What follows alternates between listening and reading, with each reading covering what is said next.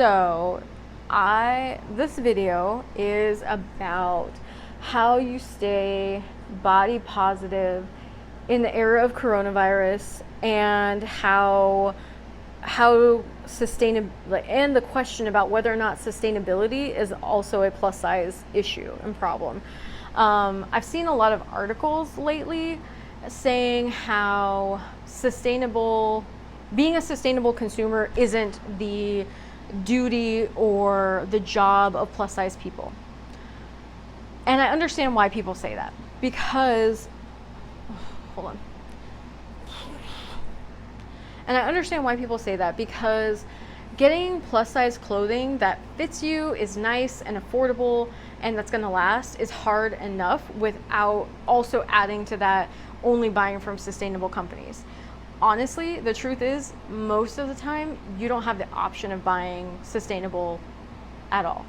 Because I think the only major brands that go up to like a size 32 are like Universal Standard, but a pair of Universal Standard pants is at least $100. Or like Henning, which is a fairly new name brand place, a fairly new name brand in the plus size world, but you're talking $400 for a pair of trousers. And yes, they'll probably last you for years and years and years. But most people don't have the luxury of waiting 6 months to save up enough to buy those kinds of items for their wardrobe. If you're working a job where you're working minimum wage, or you're working just above minimum wage, or even if you're a working professional, plus size clothes cost more than straight size clothes. And there's so many more options for people who are straight size than plus size. So why am I arguing that sustainability isn't our job? I think that it's not necessarily our job to vote with our dollars, because it's not really an option for most people. If I really tried, yeah, I could buy, a pair of Henning pants, or I could buy Universal Standard pants if I was really diligent and didn't buy anything else. But there are other things in the world that I want, so I don't think it's fair to say, well, yeah, you could just save up in enough time. Well, yeah, that's true, but for instance, I just started a new job, and all of the work clothes that I had were completely wrong for my current environment. I needed jeans, and I needed to wear sneakers because I'm, doing shipping and receiving on top of working in a semi sort of tech construction environment, right? And so it's really difficult I made the mistake of wearing a dress to work once. It was not good. It was bad. My knees, and I wore the completely wrong shoes. I wore shoes that were not sneakers. It was not good. So, and that's another thing too, you've got to be comfortable, and it's got to be functional. So not only do things have to be sustainable, but they have to work for whatever work it is you're doing. If you work at a place that requires you to wear a uniform, or you have to wear khakis and a polo or whatever, but you have to provide your own khakis, then you don't, those choices are super limited for you. So I would say it's really difficult to expect people to do that. What I think our job is as plus size people, I think it's hilarious. You can see my ironing board in the background that we never use. If you could be here, you could the dust on it is still there. Don't judge. You don't iron either. So anyway, I don't think our job as plus size consumers is to necessarily buy only sustainable products. I think our job is to have a conversation with brands, and have a conversation with sustainable brands, and say, hey, especially maybe larger brands like Lane Bryant, and say, Lane Bryant, ModCloth, Walmart, all those places, and say, hey, this is an important thing to us, and we really do want sustainable clothing. We want to make sure things don't end up in landfills. We want to make sure that if something does end up in a landfill, it decomposes relatively quickly, and doesn't take, it's not filled with plastics that will take 4,000 years to biodegrade. So I think it's important to have those conversations, and start talking about those things and show brands how it's in their interest, to answer that call. Because if they're already providing sustainable options for straight size people, then adding a couple of things in a range, or adding to a range and being a little bit more size inclusive, is going to be a lot easier than necessarily asking a bunch of fast fashion brands to switch over. I know H&M is making the attempt, but H&M's size range is laughably not like yes, technically a 22 is a plus size, but okay. You're still leaving out like millions and millions of people. So I wouldn't I wouldn't necessarily call H&M a sustainable brand. I know they're trying, so yeah, but I feel that it's a little too dismissive for people to say. I read an article, and I'm sorry I don't remember which one it was, but so every week, like on a Monday or Tuesday, I always Google plus size fashion on Google, and then hit news and see, what's new in the industry, what is going on, what people are talking about. And honestly, it kind of sucks that nobody really talks about it. Nobody really seems to be putting a light on plus size clothing, or it's almost like people kind of pretend that we don't exist. And I feel like that's the bigger problem and the bigger issue, not necessarily that sustainability isn't important to plus size people, but I feel the problem is that plus size people they're not visible and they're not heard to people. I remember reading in that article, and I'm sorry, I'll link it down below. I just don't remember what the name of it was currently. I'll put it here on the screen.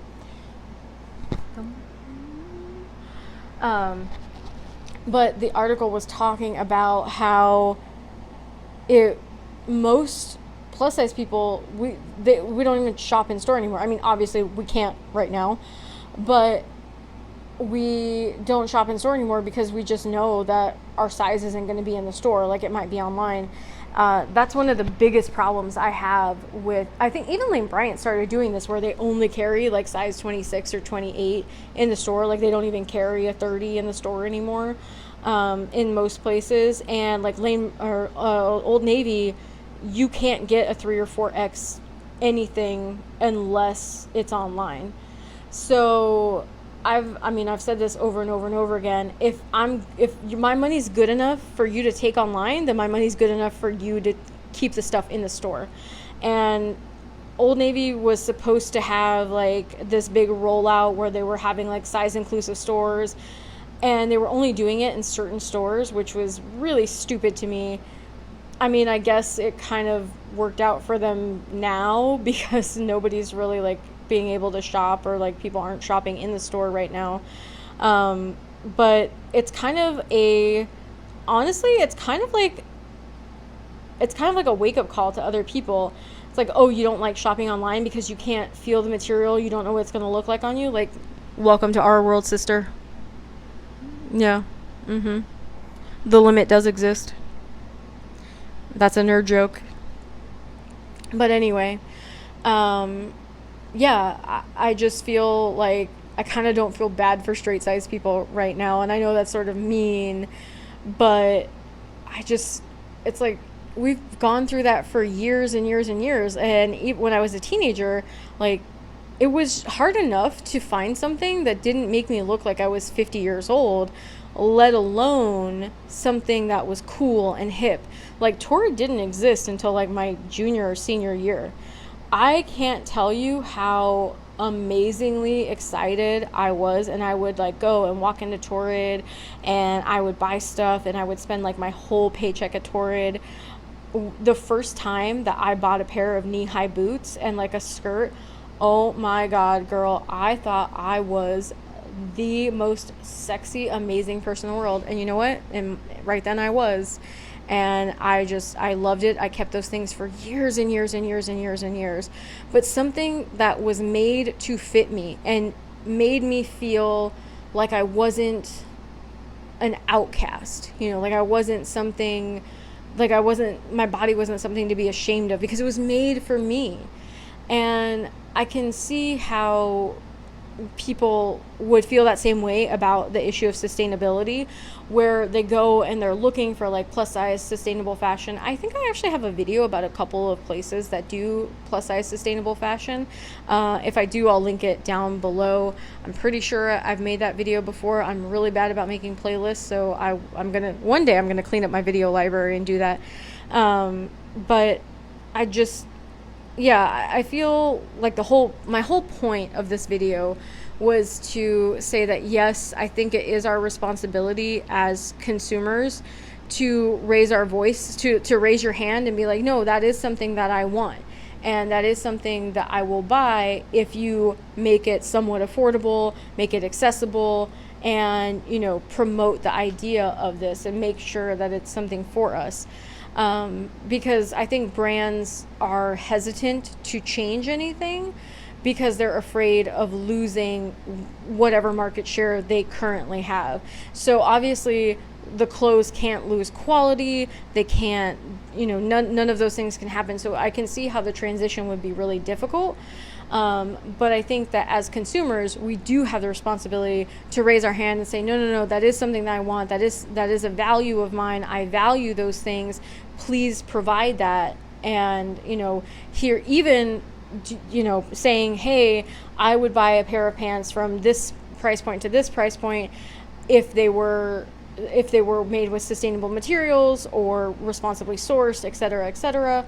So I think that it is important, and I think it is a disservice to the community to say that that's not our job.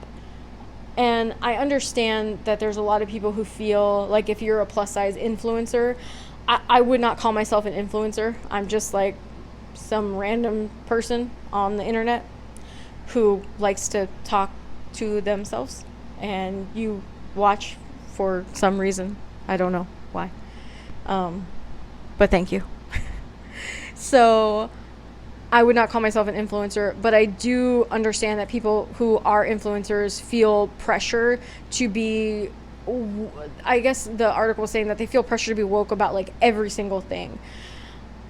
I feel like you have a responsibility if you have a platform, if you have people who are listening to you and you have certain values, that you should stick to those values and you should support brands and support things that hold true to those values. I believe in inclusivity. I believe that we should I was thinking about the other day, like I do all of my videos when I do like Sunday Style Guide, I'm talking about videos from the perspective of like a cisgendered, very light-skinned person. And I don't think I've done any like menswear or anything like that, because there's a lot of men who are plus size who like fashion, or even if you are somebody who maybe identifies as male and you want ideas for menswear inspired looks, or just even like asexual looks. There's plenty of people who are non-binary and want those, and I haven't done any videos for people in those genres, and I'm like, it's probably a good idea for me to do that, because plus size people, there's not just cisgendered plus size people. So I want to make sure that this is a place that every plus size person can come to feel beautiful and feel seen and accepted.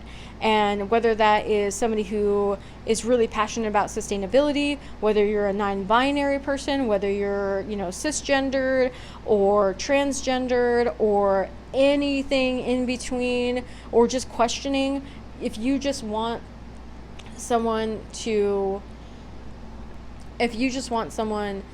talk to about fashion and what's going to fit you and what you're going to like and what's good and what isn't, then that's the space that I want to be. And I would love to hear from you guys the things that you are looking for and the things that you want, either you haven't been able to find because maybe you're in a rural space, or you haven't been able to find because because of your sizing might be different than what manufacturers make or anything like that. So I would love to hear from you guys and love to be able to help in any way I can. If I can help, I'll help. So let me know in the comments down below, and I'm gonna get off the internet now, and I hope that you guys have an amazing day. I hope that this is going to go up on Wednesday, so I hope your Wednesday is going fantastic, and I hope the rest of your week goes amazing as well. Bye!